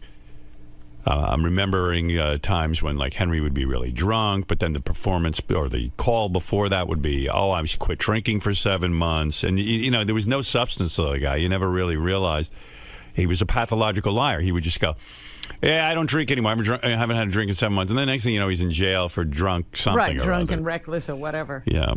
And he was always trying these businesses out, Like, I remember one time he came in and he had paintings that he was selling. I think I have one of those. Yeah, awful paintings. And he'd go, why are you making fun of my paintings, Howard? Yeah, it was just like giving a monkey a brush. Yeah, and then he had a spaghetti sauce business, which to me was so disgusting because just associating Henry with spaghetti sauce, because spaghetti sauce looks like blood, and Henry has shed the blood of people, and he was just out of his fucking mind. I remember years ago, this was 1996. Henry Hill was on the phone, and Rob and I said to him, Henry, you think you're going to hell? And he, now that he's dead, I'm sure he's got to be in hell. But if there is one. If there is one. And they must have made it for him. Of course. And he, he was convinced he would not go to hell. Let me ask you, do you think you're going to hell when you die? Nope, I don't think so, Howard. Really? How did you redeem yourself? now, describe to me how you're not going to hell. I've changed my life, Howard. Oh, man. And you no longer have to pay for anything you did? What about all the people you messed up? Well, I've straightened my life out, Howard. 15 years. It was 15 years ago this month. Doesn't count. Doesn't count. Come on, that stuff you can't erase. It doesn't go off the ledger book. That's why you're drinking. You're filled with guilt. You're racked with guilt, I guess. I don't drink anymore. Really? 7 months, Howard. He doesn't drink anymore. Yeah, but it was months he would go. Yeah, he doesn't drink anymore, but then he'd show up and then he'd be like, Ma'am, I want to come and macchiato, please. Why you look at me in that certain place? You were doing so well after the Howard Stern show. What happened? I want to come and macchiato. Why are you picking at... That was one of my favorite bits. Not a bit, it's real life. It wasn't a bit. But what was so great about it was Lisa G. We were pretty new here at Sirius. She goes downstairs and she is trying to interview Henry Hill, and he's out front and he's laying in a planter, like vomiting on himself. And he keeps screaming over and over again, and it's hard to understand. He's saying there, I want a caramel macchiato from Starbucks. Right. And somehow, I guess Lisa wanted to hear a very drunk Henry Hill coming on to her. She goes, I'm disgusted with you. This man just said that he wanted to come on my shoulder. Yeah, she considered it sexual harassment. Right, and she said, Henry Hill said he wanted to come on my face. And I said, Lisa, he's saying he wants a caramel macchiato. It was so great, and Lisa was like, oh, I don't know how I heard that. Ma'am, I want to come and macchiato, please. Why you look at me in that certain place? You were doing so well after the Howard Stern show. What happened? I want to come and macchiato. Lisa's never been a war correspondent. This is the closest she's come. This is the front line. This is the front line, and it really is. You going home? Miss Sam. So that was a funny moment, and I remember that one time we went out to Vegas and Henry came out there, and he sort of like stalked us. Yeah, he wanted to get on the air, and he was mad that we weren't putting him on as much. But how much Henry could you take? Yeah, but he would go to the same restaurants we were having dinner in, and then he'd get a table and he would just stare. Yeah, and I would say to Henry, Henry, I do a radio show. Like, there's no other show in America putting you on. I'm the only one putting you on. So give me a break. It's not like I haven't done anything for you. That laugh. Henry, carrying on with this theme, I was like, hey, Henry, when you die, you're going to hell. And he, one time, I don't know, he was wasted, and I guess he was talking about some of the people he killed. Do you think you drink to forget all the people you killed? I got a trail of bodies. I'm going to give you a trail from Rockville Center Links. You got. Yeah, I know where Rockville Center Links is. You buried a body there? Yeah, 2 of them. 2 of them? Have you ever? He's laughing. That laugh. He buried 2 bodies on the Rockville Center Links golf course. Have you ever? And then we're going to start east, I guess. Wait, to Canarsie. Wait, Henry. You're saying you killed bodies. You killed 2 people and buried them on the Rockville Center Links? Where? Yes. Where in the Rockville Center Links? What? What? The 4th hole. 4. The 4th hole? What is this? The 4th hole? What are you saying? The 4th hole? Henry. What? This is why Ray Liotta is such a great actor. He had that laugh down in that movie. Down perfectly. Even in the movie, when you're watching it, Henry never admits to doing anything besides robbing and stealing and burying the bodies after other people shot them or killed them. Right. But, he's certainly willing to hang out with murderers. Yeah. 4th hole? The 4th hole. No, come on, be honest with me. Tell me where. Under the green. I swear to you. Under the green? Who were the 2 bodies? They were stockbrokers. Stockbrokers. They must have screwed him over in some deal. Right. They gave him money and they didn't make money for them. Then they killed them. Yeah, I mean, there's so many Henry moments from our show. I don't even know where to begin. And the other weird thing is, too, like, I mean, this is a guy who betrayed the mob. And there were so many questions, like, Henry decided to come out of witness protection. He decided that he was just going to live his life. And he didn't care that there were mobsters who were supposedly looking for him. He was like, fuck it, I'm living my life. I don't want to be in hiding anymore. And so, like, when you were with him, like Gary describes one time he was standing next to Henry at some appearance. Henry showed up, and he's like, Henry, I don't want to stand near you. If this is the day the mob decides to get vengeance. It was also 1994. Right, yeah, you didn't know. And you still didn't know. And, like, and you just wonder, like, who are like John Hein was saying to me, who are the people who decide to kill Henry, and who are the people who decided they didn't care about Henry anymore, you know? Well, I think everybody was either in jail or dead. Yeah, but at a certain point. But there's always still a mob. I'm sure there's a mob now. But well, no, they had really busted it up, wow. And a whole new organization had to spring up, and they had no real ties to Henry. Mm-hmm. And that whole era that Henry was in was kind of taken apart. So, Henry, you think you're done for the day, or are you going to come back up?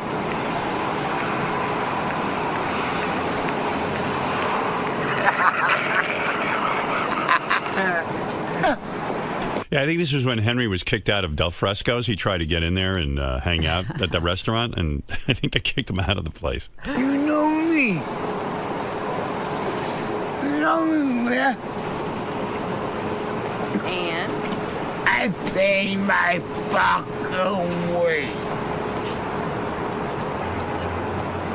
No, these are cold. Have you ever been that drunk in your life? Never. Yeah. I think one time I was, but I was unconscious. Yeah, I mean, you can't stay awake and talk. Henry could. They must. I imagine they are. Here, Henry, zip up your coat. Nah. Zip up your coat. Henry. Fucking old lady. Come on, Henry, zip up your coat. Come on. I have a fucking wife.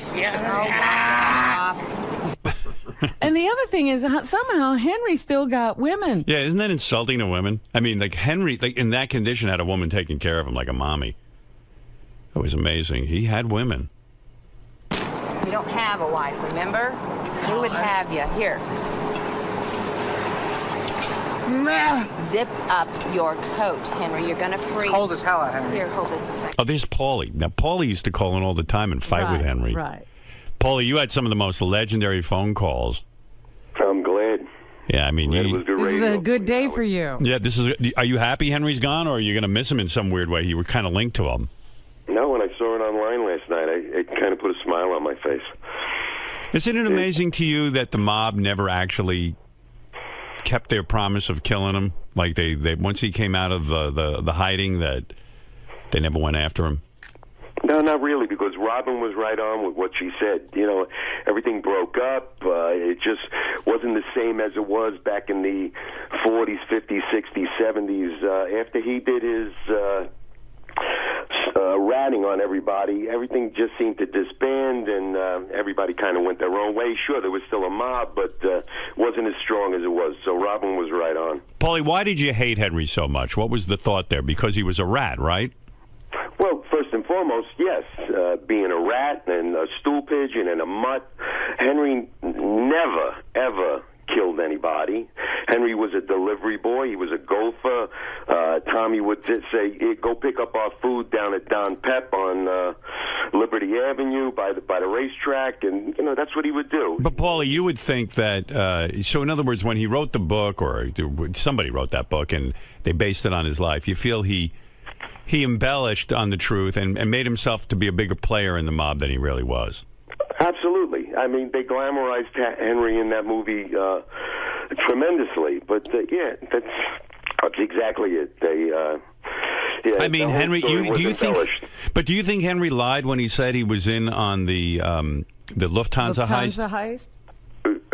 Physically on it? Like, do you think he was actually a part of the heist?